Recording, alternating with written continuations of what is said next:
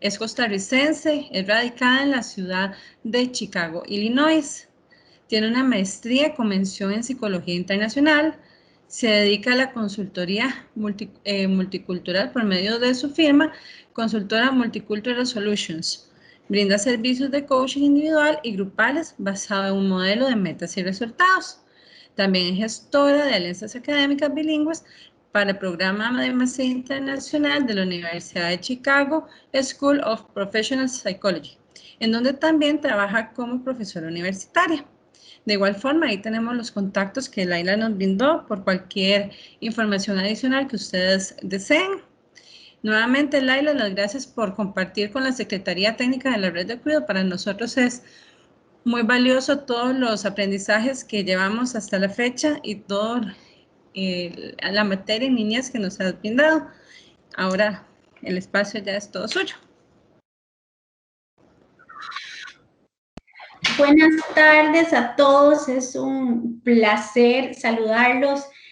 Pura vida, mi gente tica, desde la fría ciudad de Chicago les saludo y les abrazo. Es un placer de nuevo estar con ustedes para hablar de un tema que me tiene muy motivada y del que desafortunadamente casi no hablamos. Estamos acostumbrados a hablar del juego cuando se trata del cuidado de niños o en el desarrollo de los niños para la estimulación temprana, para la creación de habilidades concretas y también de habilidades mentales, pero no abordamos este tema del juego también desde una perspectiva que los adultos necesitamos tiempo de juego también. De forma que voy a empezar a compartirles mi presentación. Vamos a ver. Voy a buscarla por aquí. Y durante la charla los invito a que por favor escriban sus preguntas en la sección del chat, sus comentarios o recomendaciones incluso para abordarlas después de la webinar. Bueno, empecemos. Más bien yo quiero empezar por preguntarles a ustedes, ¿qué fue? Y pedirles por favor que me contesten esta pregunta en el chat, porque al final de la webinar vamos a regresar a esa pregunta y esto va a ser como un ejercicio.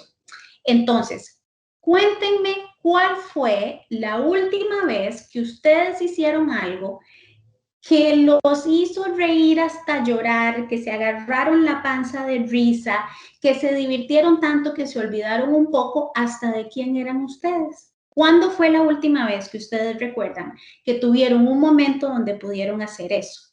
Eso quiero que me lo vayan escribiendo en el chat porque después, sus respuestas, porque después vamos a terminar este ejercicio al final de la webinar. Bueno, ¿por qué la webinar se llama Jugar es Salud?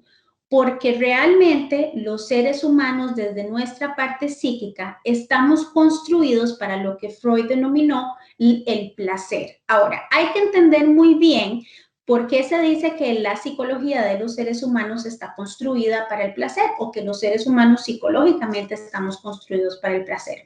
Si ustedes se ponen a pensar, todo lo que implica incomodidad o salirnos de nuestra zona de confort nos genera algún estímulo que no se siente de forma positiva. Ojo, no estoy diciendo que salirse de la zona de confort no sea algo positivo, pero que tenemos que sobrepasar algunos sentimientos que consideramos negativos o incómodos o molestos para poder llegar hacia otro nivel.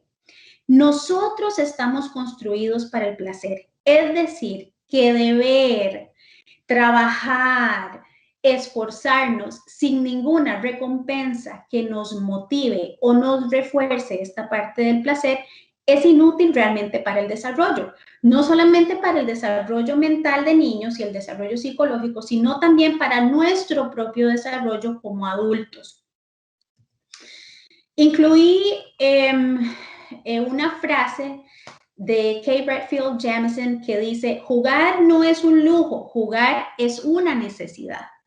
Para las personas que están a cargo del cuidado de niños, dependiendo de la etapa del desarrollo en que esos niños se encuentren, conocemos esta parte muy bien. De hecho, existe toda una estructura de educación que está basada en el juego como método de aprendizaje.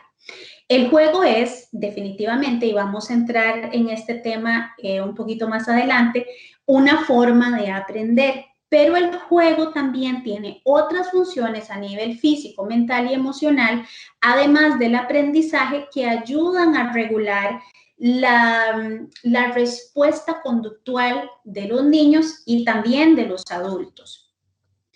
El juego es vital para el balance en 3 áreas específicas. Primero, la emocional. ¿Por qué es el juego vital para el balance en el área emocional? Porque ayuda a cultivar la tolerancia y por ende desarrollar la resiliencia. Cuando nosotros estamos en una estructura de juego en la que tenemos que descifrar cosas, o el niño tiene que descifrar cosas, o el niño tiene que descubrir elementos, o de repente hacer inferencias, eso ayuda a que por un proceso de ensayo y error se cultive la tolerancia a la frustración. Como bien sabemos, y no sé si algunos de ustedes han estado en algunas de las webinars pasadas que he tenido la alegría de compartir con ustedes en Red Cudi, hemos hablado mucho de que una de las características o de las habilidades más importantes que se deben fomentar en la niñez es la de la tolerancia a la frustración. Si una inadecuada integración de una tolerancia a la frustración significa en la vida adulta muchísimos problemas a nivel, o generalmente muchísimos problemas a nivel de estabilidad, a nivel de control de los impulsos, a nivel de control de las emociones, a nivel de límites. Entonces, es increíble que el juego, algo que es para el disfrute, que meramente apela a esta parte del placer, sea tan fundamental en la creación de habilidades como la tolerancia a la frustración, que a su vez genera resiliencia. Motivar la recursividad y ofrecer un alivio. Vean, en la vida, todos los procesos están constituidos de energía que uno pone en el proceso, de energía que sale como resultado del proceso, de energía que entra como resultado de las interacciones con otros, y todas estas energías viven en un constante balance entre presión y descarga. ¿Okay? Voy a dar un ejemplo simple. Cuando ustedes vienen manejando hacia la casa del trabajo y está lloviendo y hay mucho tráfico, es un momento, digamos, en que se genera un cierto nivel de presión. Tenés que estar atento, atenta al volante, tenés que estar pendiente de los otros conductores y cómo están manejando, tenés que tener en cuenta que hay peatones, tenés que encender las luces, tenés que fijarte en el clima, etcétera. Y entonces, cuando llegas a tu destino, es donde empieza el proceso de alivio, ¿verdad? Hay una descarga, ya podés liberarte de esa presión. Ese mismo principio aplica para todos los procesos mentales, físicos y emocionales que nosotros como seres humanos, a los que nosotros como seres humanos estamos expuestos. ¿Cómo esto tiene que ver con el juego? Es importante, después de ciertas horas de trabajo, en la guardería, en la escuela, donde el niño está haciendo labores que son estructuradas, incorporar un momento de descarga. Los momentos de descarga a nivel cerebral, en este caso hablemos de un momento de descarga como el juego, promueven las conexiones a nivel neurológico que apelan a la parte de nuestro cerebro que trabaja para la resolución de conflicto, para la resolución de problemas, para la memoria y para proveerle a esa estructura cerebral, a esa parte cerebral, un descanso para que refresque y renueve. Es decir, que nuestro cerebro, el proceso de aprendizaje lo somete también, como todo lo demás, a un proceso donde hay presión, ¿verdad? Y de repente hay una liberación. El juego es a nivel emocional, mental y físico. Aquí lo acuñé en la parte emocional, pero en realidad aplica para las 3 partes. un proceso de descarga. La risa y el disfrute activan la producción de químicos, específicamente neurotransmisores a nivel cerebral, que nos hacen sentir bien, seguros y plenos. Por eso, para nosotros los adultos, el ejercicio es tan importante. Lo que pasa es que la connotación del ejercicio en la vida adulta es como negativa, ¿verdad? Y entonces, probablemente ahorita que acabo de decir ejercicio, algunos de ustedes, ¡ay, qué pereza!, ¿verdad? Porque así se siente uno, yo también lo he sentido. ¿Pero por qué? Porque, y vamos a hablar de eso más adelante, ya en la etapa adulta tenemos una tendencia a pensar que el deber iguala a la productividad y no el placer a la productividad, pero vamos a hablar de eso más adelante. Otra de las áreas para las que el juego es vital es el área mental. ¿Por qué? Porque promueve el descubrimiento como un sinfín de formas, para aprender. Activa los centros de estimulación intelectuales y emocionales, fortalece la capacidad de resolución de problemas, la memoria y sus procesos, suponiendo una mayor agilidad mental. Y ahorita en la próxima diapositiva voy a referirme a cómo podemos dividir el juego por etapas de desarrollo, de los 0 a los 2 años, de los 2 a los 4 y de los 4 en adelante. ¿Por qué es importante hablar del juego? Perdonen. ¿Por qué es importante hablar del juego de acuerdo o directamente relacionado con las etapas del desarrollo infantil? Porque distintas formas de jugar y distintos elementos o juguetes que se utilizan para eso van a ser o tienen que ser diferentes o modificados dependiendo del nivel de desarrollo en el que el niño esté. Entonces, para la parte mental, el juego siempre es una estimulación. Tenemos que ver el juego desde la parte mental como que si fuera un motorcito que pone el cerebro a correr. Ya sea que algo tan simple como que le demos una caja a un chiquito para que juegue y esa caja, la maravilla del juego es que activa los centros de creatividad. Y esa caja para un niño puede ser un avión, para otro puede ser una casa, para otro puede ser una nave espacial, para otro puede ser una cocina, las posibilidades son realmente infinitas. Y es en ese proceso de descubrimiento y apertura mental que también los papás, los cuidadores, las maestras pueden disfrutar de también descubrir a su vez cualidades, características, apasionamientos, intereses que estos niños tienen, los cuales después ustedes pueden reforzar en la parte de la educación con tareas más estructuradas. A nivel físico, pues naturalmente jugar cuando es una actividad física, correr, saltar, gatear, permite el manejo y funcionamiento adecuado de las reservas de la energía física. Hablemos otra vez, devolvámonos a la parte de presión y descarga. Cuando el niño está en clase o está en una actividad estructurada que requiere y supone grandes esfuerzos o inversiones de energía a nivel de la concentración, se produce un estado de presión. Ahora, no quiero referirme a la presión en este aspecto con una connotación negativa. La presión tiene en este contexto una connotación positiva, pero requiere un esfuerzo del niño, ¿no? Mantenerse concentrado, mantenerse calladito, poner atención, tratar de incorporar lo que mamá, lo que papá, lo que la teacher, lo que la persona que me cuida está tratando de enseñarme. Y entonces esos estados de concentración, que también la capacidad varía de acuerdo con la etapa del desarrollo en el que el niño esté, necesita un espacio de descarga. La parte física del correr, saltar, todo esto ayuda enormemente en los procesos de presión y descarga.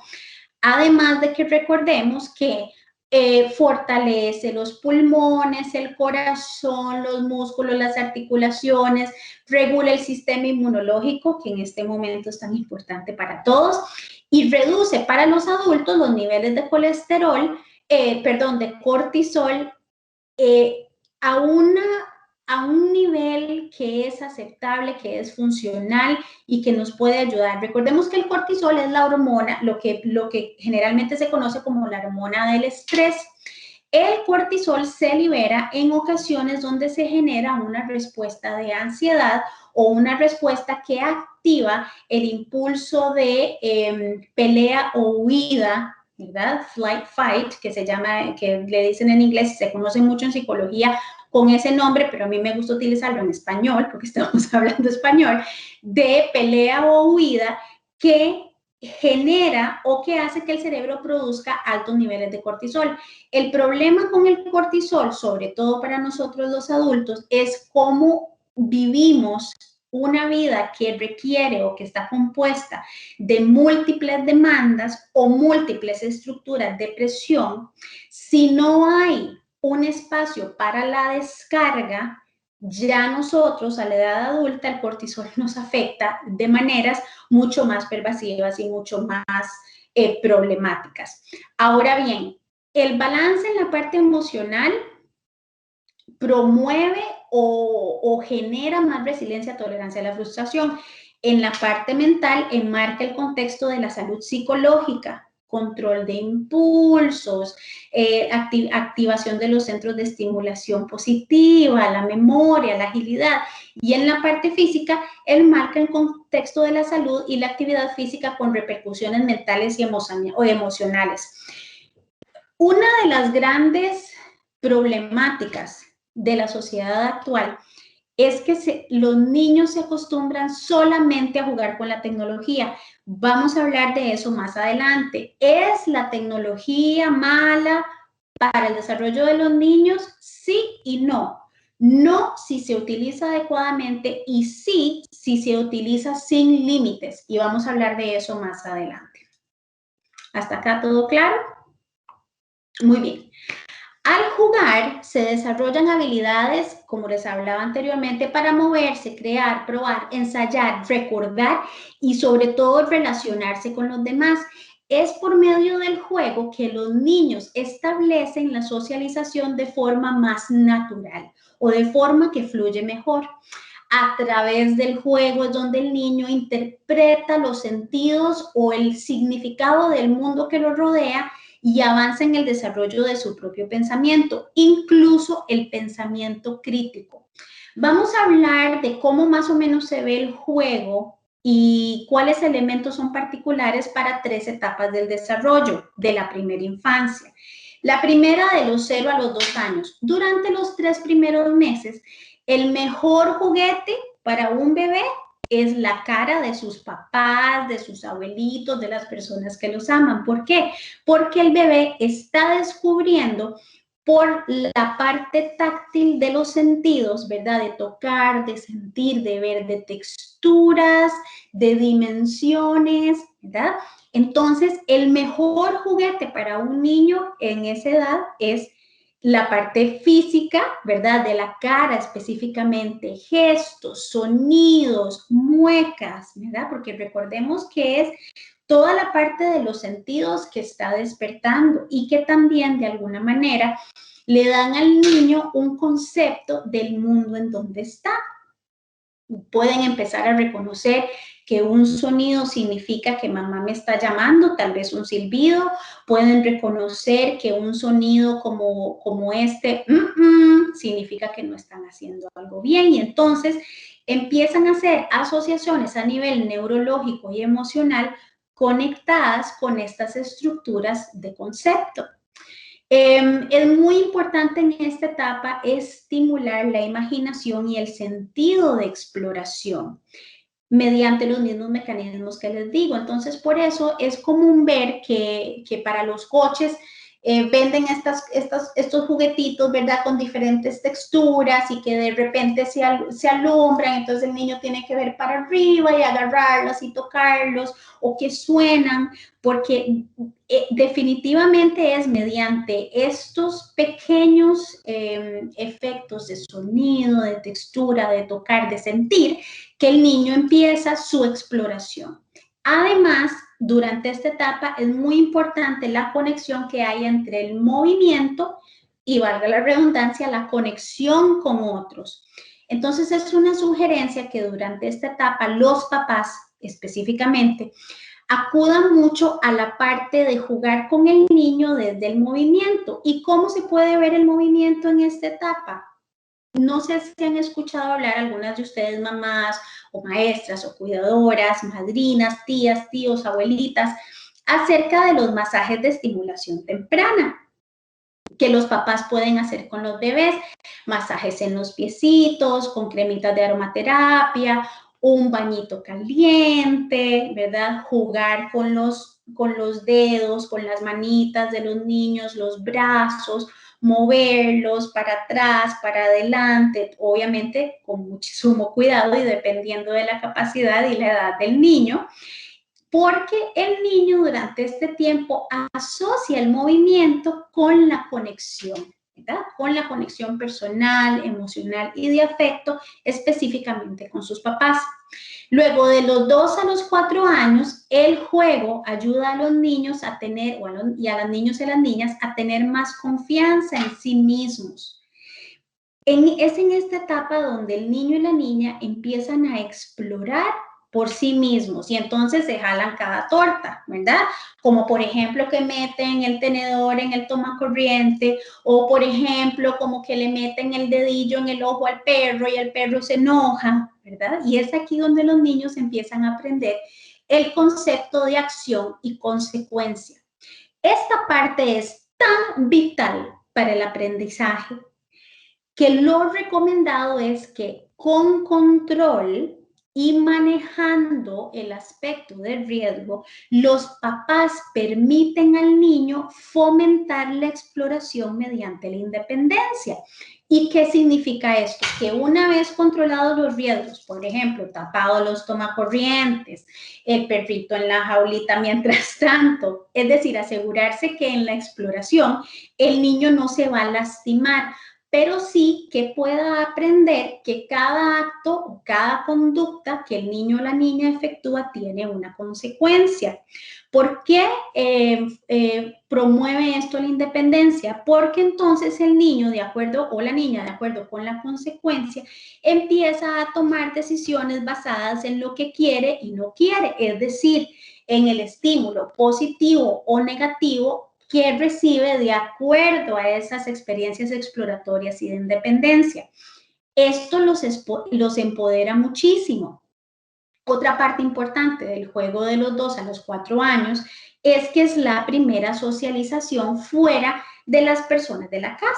Entonces empezamos a jugar con primitos, con amiguitos del barrio, empezamos a ver otros niños tal vez más grandes jugando en el patio del frente o de repente con mis hermanitos y las conexiones sociales se fortalecen en este contexto, donde yo como niño o como niña ya no me veo como un ente único, sino como un ente separado de los demás.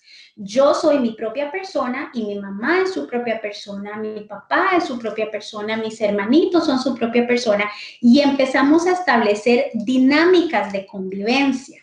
Es importante en esta etapa también ver o conceptualizar las pequeñas peleas entre hermanos, y ojo que dije pequeñas, por supuesto el adulto siempre tiene que estar en absoluto cuidado y control del factor de riesgo en cualquier contexto. Pero estos pequeños desacuerdos con los hermanos o con los primitos, o esto es mío, no, pero esto es mío, no, pero yo quiero jugar, son una maravillosa oportunidad para establecer reglas de convivencia basados en límites y basados en cosas que yo puedo ofrecer, límite y negociación. No solamente se van conociendo los niños y las niñas a sí mismos mejor de esa forma, sino que también van identificando el ambiente y van identificando afinidades. Es en estas etapas donde nosotros empezamos a ver, sobre todo en las guarderías, ¿verdad? O en los maternales, donde los niños empiezan como a tener amiguitos fijos, ¿verdad? Entonces es una base es un contexto de interacciones a base de las afinidades y esto es muy importante para fomentar la independencia. Y finalmente, de los 4 años en adelante, coincide con el establecimiento de límites más claros. ¿Por qué es importante en esta etapa corregir, pero no sobrecorregir? Uno de mis teoristas favoritos en psicología, cuyas etapas del desarrollo todavía siguen vigentes después de miles de años, bueno, tal vez no miles, pero de muchísimos años, son las etapas de Erikson. Y una de estas etapas habla acerca de la industriosidad versus la culpa. ¿Qué significa esto? De los 4 años en adelante, más o menos, los niños empiezan a tomar más empoderamiento, más control sobre sus acciones y las cosas que realizan. Y si bien es cierto, es también en este momento donde los papás deben poner límites más claros, porque de repente el niño empieza a probar hasta dónde puede llegar. Es vital no volvernos unos papás o unas maestras o unos tíos, abuelitos que sobrecorrigen.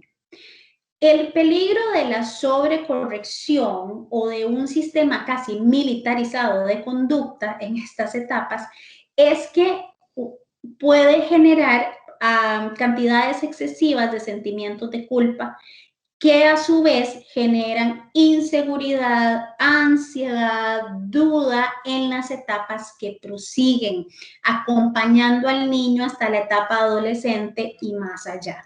Entonces, sí poner límites claros, pero desde un contexto donde si el niño comete un error en el juego, ¿verdad? Si está jugando con algo que no debe o si agredió a algún hermanito porque la emoción del juego se salió de control o si utilizó el zapato de la mamá como juguete y no debía o el cartapacio del papá y no debía, etcétera.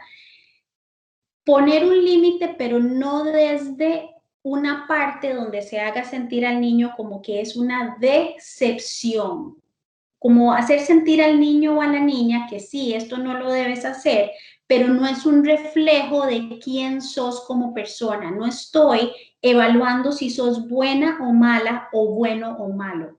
Los papás realmente deben tener muchísimo cuidado en esta etapa sobre todo, donde la identidad del niño empieza a forjarse de manera mucho más estructurada, constante y consciente, de que lo que estamos corrigiendo es la conducta y no una condición inherentemente defectuosa o incorrecta que tiene que ver con la identidad del niño o de la niña.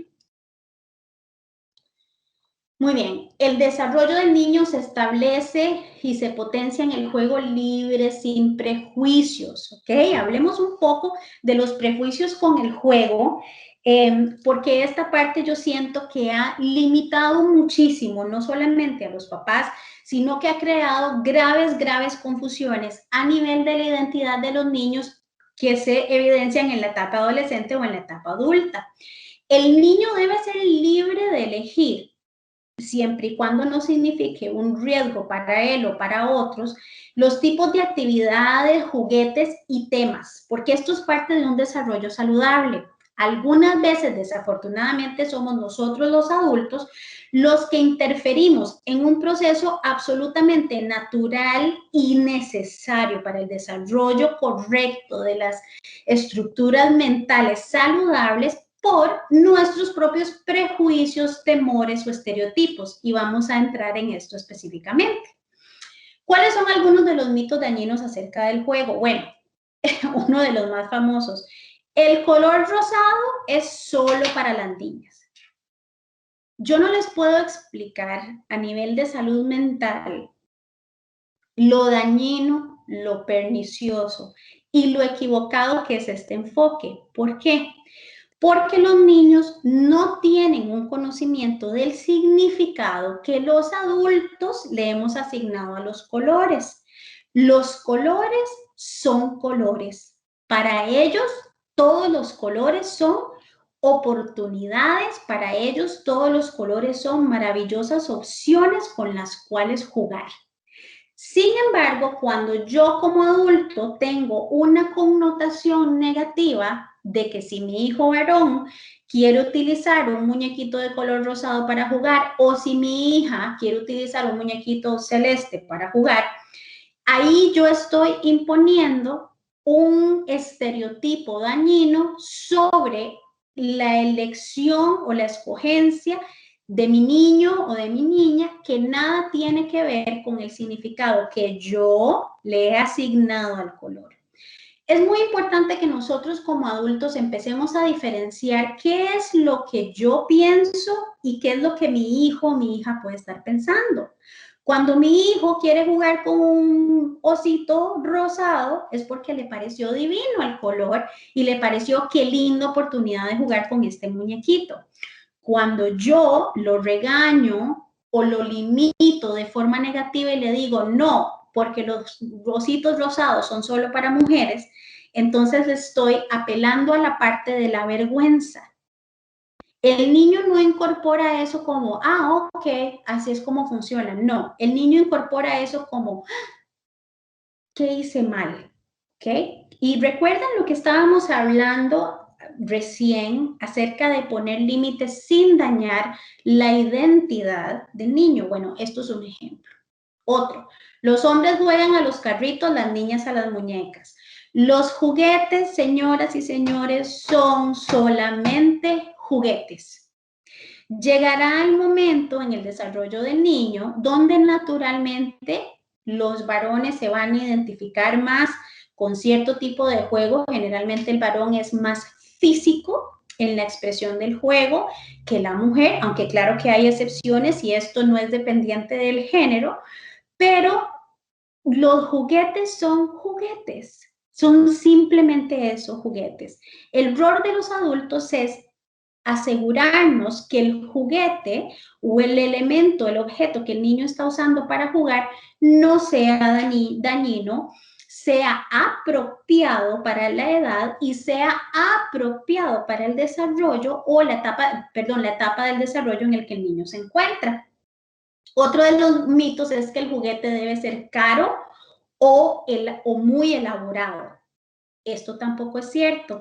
¿Les ha pasado alguna vez que de repente van a la casa de algún sobrinito, amiguito, y entonces ustedes van y llevan a su chiquito, a su chiquita con su peluche o su carrito o con lo que sea que jueguen, y de repente en esta otra casa los papás o las personas o los amigos les empiezan a decir, no hombre, es que nosotros tenemos un juguete que es un sapo, no sé, un sapo de color morado súper tecnológico, con tecnología de Wi-Fi incorporado, habla 7 idiomas, etcétera, etcétera, ¿verdad? Entonces sale uno pensando, ay, Dios mío, yo seguramente no estoy estimulando a mi hijo lo suficiente, seguro no, error.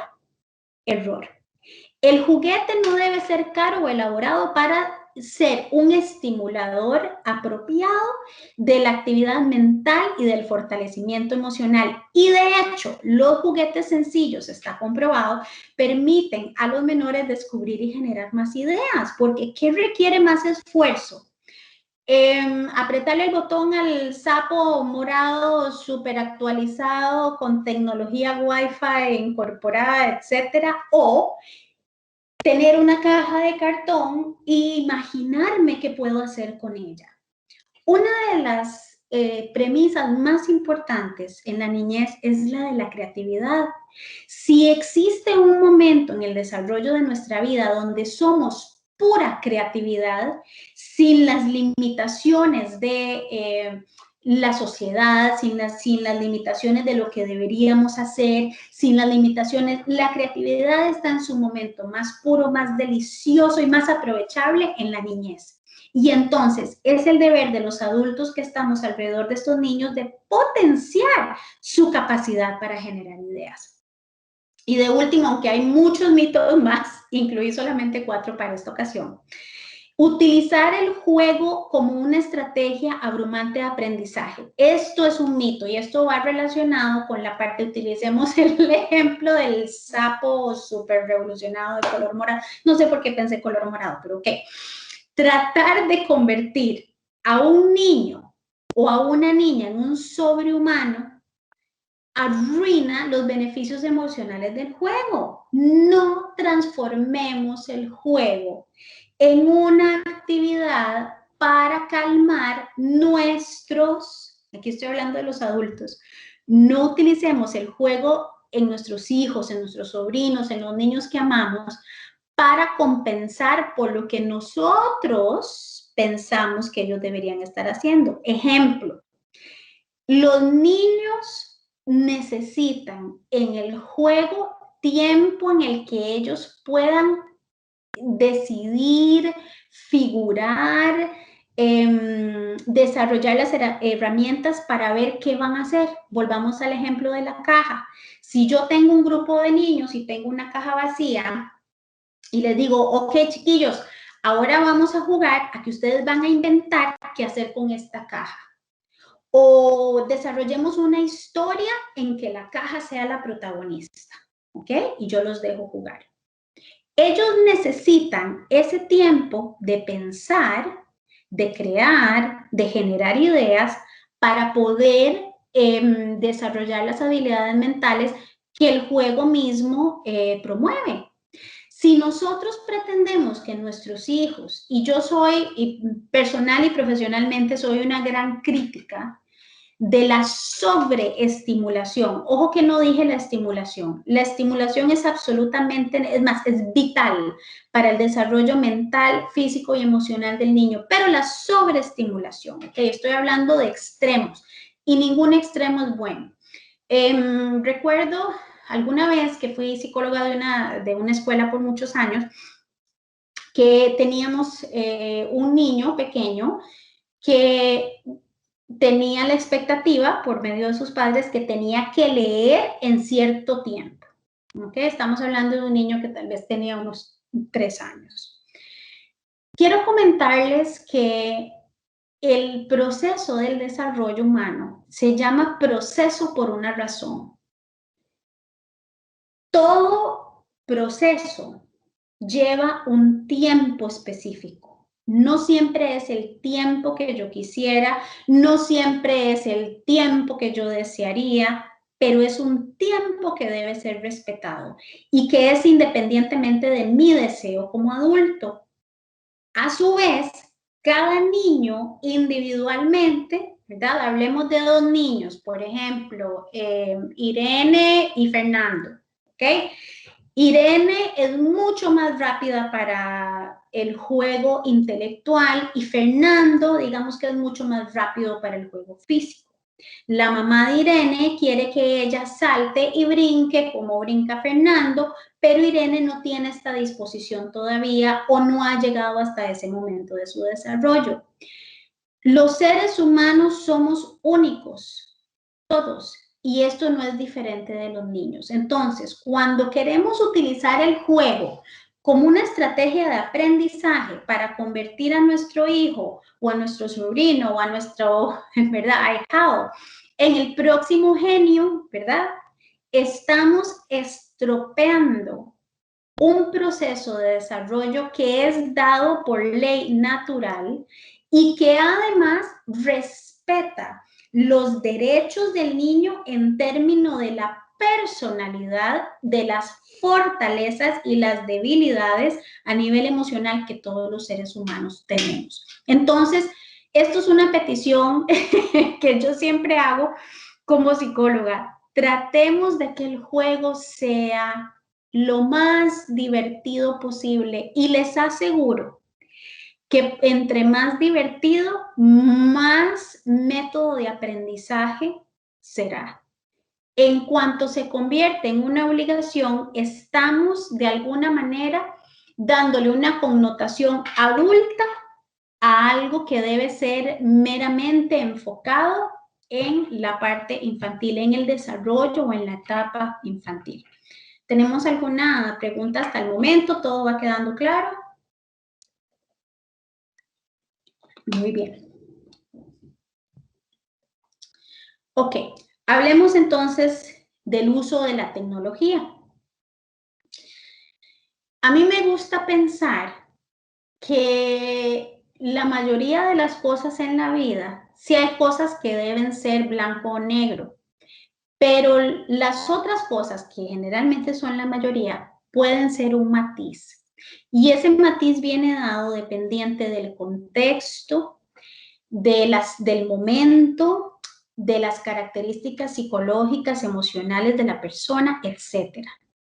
Cuando nosotros utilizamos una talla, ¿cómo es que se dice? Talla única, para todas las experiencias y para todas las estrategias estamos fallando.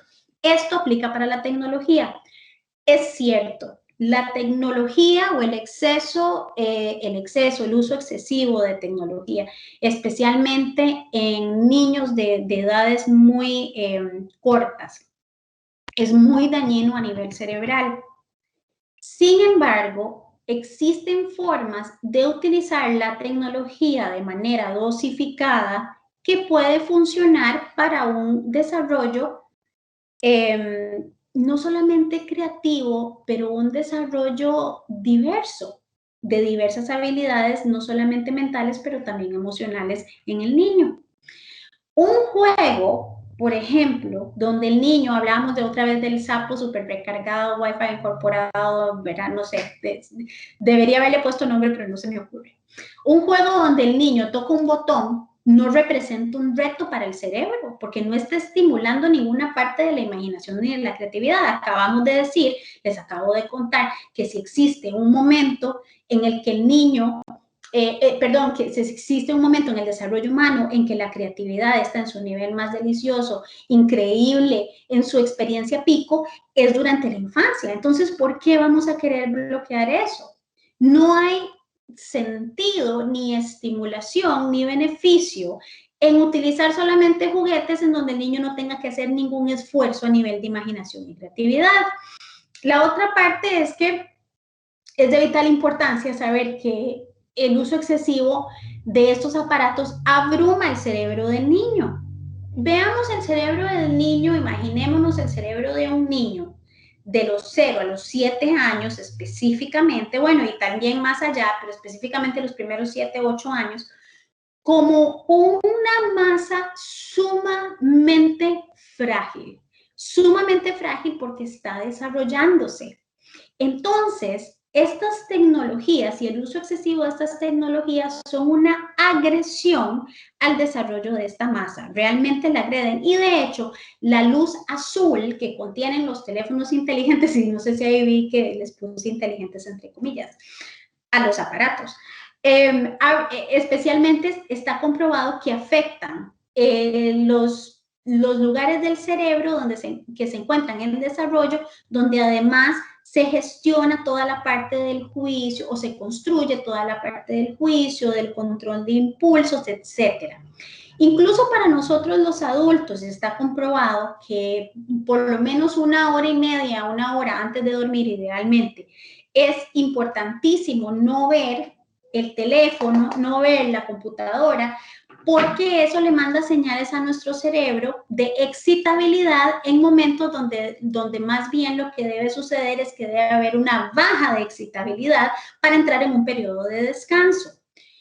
Les cuento, por ejemplo, que la melatonina, que es una sustancia que se utiliza para ayudarnos a dormir, ¿verdad? Y que es además una sustancia que se produce en el cerebro para que podamos dormir. Cuando la persona tiene que tomarla, porque por alguna razón no está durmiendo, si vos te tomás la melatonina y después de eso empezás a ver el teléfono o empezás a ver la computadora, la luz azul del teléfono anula a nivel cerebral los efectos de la melatonina. Les invito para que investiguen sobre eso y lo busquen. Entonces, ¿cuánto más? Si eso es para un cerebro que está ya pues más afianzado, desarrollado, aunque el cerebro realmente nunca termina de crecer o de transformarse debido a la neuroplasticidad, pero en los niños, en este estado frágil en el que está, si nos afecta a nosotros, cuánto más les afectará a ellos. ¿Cuáles pueden ser algunas de las alternativas? Porque con el uso de la tecnología vienen dinámicas que no solamente afectan a nivel cerebral, pero afectan a nivel relacional y emocional. El tiempo de convivencia en familia ha sido secuestrado por los teléfonos, por la televisión, por los iPads, por el uso de Netflix y etcétera, ha sido secuestrado. Estamos utilizando la tecnología, nosotros los adultos primariamente, como un método para lidiar con el estrés, con los problemas, con la tristeza, ¿ok? Con lo que no podemos controlar, y se ha convertido casi que en una muletilla, por no decir una adicción. ¿Cuáles son algunas de las alternativas que no solo van a ayudar al niño a fomentar un desarrollo saludable en todos los niveles, pero que también van a ayudar a la unión familiar y que también van a ayudar a esa parte del afecto y la convivencia? Pues una sería crear zonas libres de tecnología en la casa. Y para eso lo que se necesita es consistencia. Sí se puede usar la tecnología, pero todo adecuado a la edad del niño en el tiempo, es decir, 10 minutos en un día, y yo no lo recomiendo, yo personalmente no lo recomiendo para niños menores de 5 años. ¿Ok?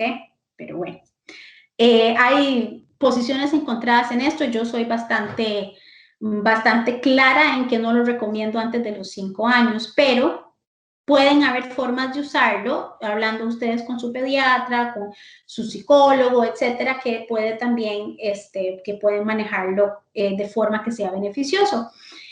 Cuando uno crea zonas libres de tecnología en la casa, está suponiendo que eso va a ser respetado. Es decir, por ejemplo, que el comedor es una zona libre de tecnología. Ni mamá, ni papá, ni los niños están ni viendo televisión, ni están contestando mensajes, ni están en el teléfono.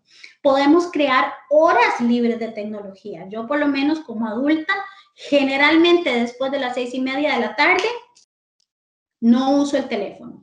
O a veces después de las 8 de la noche, ni teléfono, ni televisión, etcétera. Entonces, nosotros tenemos que encontrar nuestro propio ritmo, y si los adultos somos consistentes y los respetamos, los niños lo van a respetar. La supervisión absoluta de la actividad en línea, por supuesto que los papás tienen que estar absolutamente enterados de qué están haciendo sus hijos en línea, cuáles páginas están visitando. Tienen que ser responsables de adecuar los controles del aparato que estén utilizando para que no puedan accesar a ciertas páginas o a cierta información. Tener conversaciones honestas acerca de los peligros en línea. Esto, desgraciadamente, es un tema que hay que tratar con los niños, porque es así como está involucionando, porque eso no es evolución, nuestra sociedad. No hacer de la pantalla una actividad solitaria. Si de repente una actividad que queramos hacer en familia, como ver una película, nos puede unir, nos puede hacer reír, eso es un buen uso de la tecnología, y no tenemos que dejar al niño que lo haga solo. Veamos una película linda, veamos un documental lindo, algo que sea apropiado para la edad de los niños en familia, y fomentemos desde ahí la parte del afecto y la parte de estar juntos. Y sobre todo, no utilizar la pantalla como una niñera, ¿verdad? Yo sé que es difícil y que no es fácil. Bueno, pues es una redundancia, es difícil, no es fácil estar todo el tiempo pendiente de las necesidades de los niños. Pero los niños, estos niños vinieron al mundo porque nosotros como adultos hemos decidido, o tomamos una decisión, o tuvimos un deseo, o tuvimos esa, ¿verdad?, idealización, y ahora somos nosotros los responsables de protegerles. Entonces, no podemos suplantar nuestro cuidado dándoselo a un aparato. Y eso es lo que generalmente sucede. Primero, porque nosotros los adultos no hemos sabido poner límites a la tecnología. Y como todo fluye de nosotros hacia afuera, y los niños están a cargo de nosotros en todo sentido, y especialmente para que nosotros seamos el ejemplo, debemos controlar esa parte nosotros. En términos de tecnología, recordar 3 cosas importantes. Los límites, que fueron algunas de las alternativas de las que yo les hablé. La tolerancia a la frustración. ¿Por qué? Porque eso es más para los adultos que para los niños. Tenemos que acostumbrarnos a romper este hábito de siempre estar viendo el teléfono, ¿verdad? Que se convierte casi como en una inercia. Entonces tenemos que tener la habilidad para tolerar la frustración que nos genera no estar viendo el teléfono cada 5 minutos, y modelar a los niños esta conducta por medio del ejemplo. Y la regulación emocional. Regulemos la parte del afecto, de la convivencia, de los sentimientos lindos y de las actividades que evocan emociones positivas alrededor de la interacción humana y no de la tecnología. Y cuando tengamos que hacerlo con la tecnología, que lo hagamos de formas como la que les expliqué anteriormente, que sean positivas y que generen un beneficio, un bienestar para todos en general. Ok, ahora hablemos del juego en los adultos. Quiero ver las respuestas que me pusieron en el chat para terminar el ejercicio. Vamos a ver. Como nadie contestó la pregunta de cuándo fue la última vez que hicieron algo que les divirtió. Ok, sí, Isabel González dice, el día de ayer jugué un partido de fútbol con los niños. Súper bien. Ok, Isabel. Bueno, me alegro mucho. Vamos a ver, yo creo que nadie más respondió. Y pues Isabel fue la única que se divirtió. ¡Qué pena! Ok. ¿Cuál es el propósito de hacer esta pregunta? El propósito de hacer esta pregunta no es hacer una pregunta típica que se hacen en todos los seminarios y romper el hielo, no. Es ponerlos en contacto con esa parte de ustedes que necesita esa descarga. Los adultos estamos más en necesidad de tener esa descarga que los niños. Y aunque sintamos que no tenemos tiempo, aunque sintamos que tenemos muchas obligaciones, y sí, qué fácil que Laila diga que hay, que sí, que juguemos, pero jugar puede ser algo tan simple como sentarse a leer un libro que me encante. Jugar puede ser algo tan simple como salir a caminar con mi perro sin llevar música, solo escuchando los pajaritos, solo a una hora del día donde no haya mucha gente. Jugar es apelar a esa parte que me da paz y que me da placer.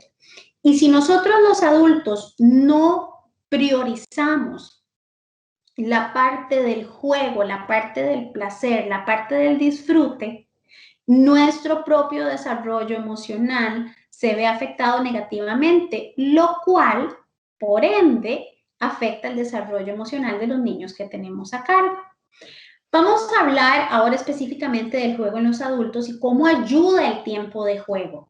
Ayuda a descansar, porque nos permite darnos permiso para ponernos en movimiento.